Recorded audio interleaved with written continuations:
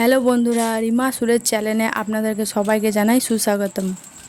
আবার একটা নতুন রেসিপি নিয়ে চলে এলাম, নিরামিষ পাঁচমিশালি সবজি। এবার আমি সবজিগুলো সব এক এক করে নিয়ে নেব।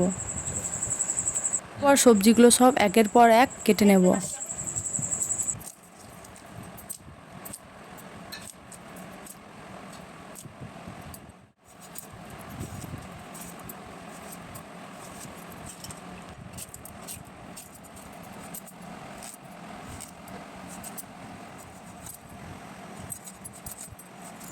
দেখুন, সব সবজিগুলো আমার কাটা হয়ে গেছে।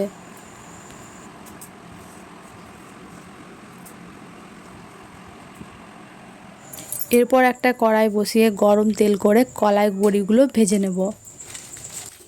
বড়িগুলো লাল করে ভেজে তুলে নিতে হবে।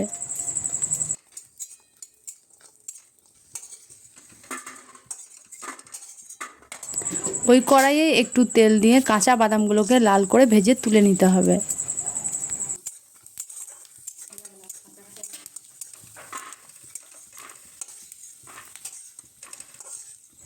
তারপর কড়াইয়ে একটু তেল দিয়ে ফড়ঙে আমি ব্যবহার করছি শুকনো লঙ্কা, একটা তেজপাতা, 5 ফোড়ন। এরপর আমি কেটে রাখা আলু আর পেঁপেটা দিয়ে দেবো, ভালো করে ভাজতে হবে। আলু আর পেঁপেটা ভাজা হয়ে গেলে এরপর কেটে রাখা সবজিগুলো সব আমি দিয়ে দেবো এক এক করে।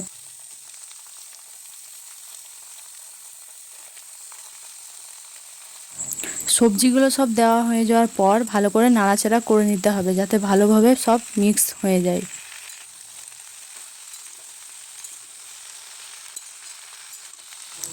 সবজিটাকে কিছুক্ষণ নাড়াচাড়া করার পর লবণ দিয়ে 5-7 মিনিটের জন্য ঢাকনা দিয়ে ঢেকে দিতে হবে। ভেজে রাখা বাদাম আর বড়িটাকে হেমলদিস্তাতে করে 2 টুকরো করে ভেঙে নিতে হবে। দেখুন, ঢাকনাটা খুলে নেওয়ার পর মশলাগুলো এক এক করে দিয়ে দেব। প্রথমে পরিমাণ মতো হলুদ গুঁড়ো দিয়ে দেবো, তারপর জিরে গুঁড়ো দিয়ে দেবো, এরপর একটু কষিয়ে নেব। তারপর আমি দিয়ে দিচ্ছি গ্রেট করা আদা আর 3টে কাঁচা লঙ্কা। সব কিছু দেওয়া হয়ে যাওয়ার পর 3 মিনিট মতো কষিয়ে নিতে হবে।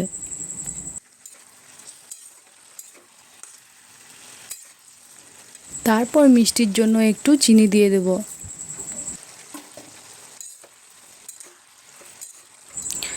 এরপর আমি ঢাকনা দিয়ে 5 মিনিটের জন্য ঢেকে দেব। দেখুন, ঢাকনাটা খোলার পর সবজিগুলো আমার সব সেদ্ধ হয়ে গেছে। এরপর আমি সবজি মশলা দিয়ে একটু নাড়াচাড়া করে নেব।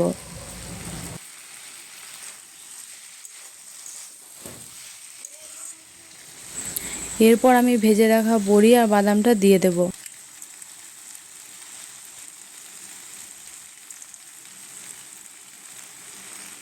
তারপর সবজিটাকে ভালো করে নাড়াচাড়া করে নিতে হবে, যাতে সব কিছু মিশে যায়। দেখুন, আমার সবজিটা রেডি হয়ে গেছে। এই রেসিপিটা আপনারা গরম ভাতের সাথে বা রুটির সাথেও খেতে পারেন। এই রেসিপিটা যদি আপনাদের ভালো লেগে থাকে তাহলে লাইক, কমেন্ট, শেয়ার, সাবস্ক্রাইব করতে ভুলবেন না। ধন্যবাদ।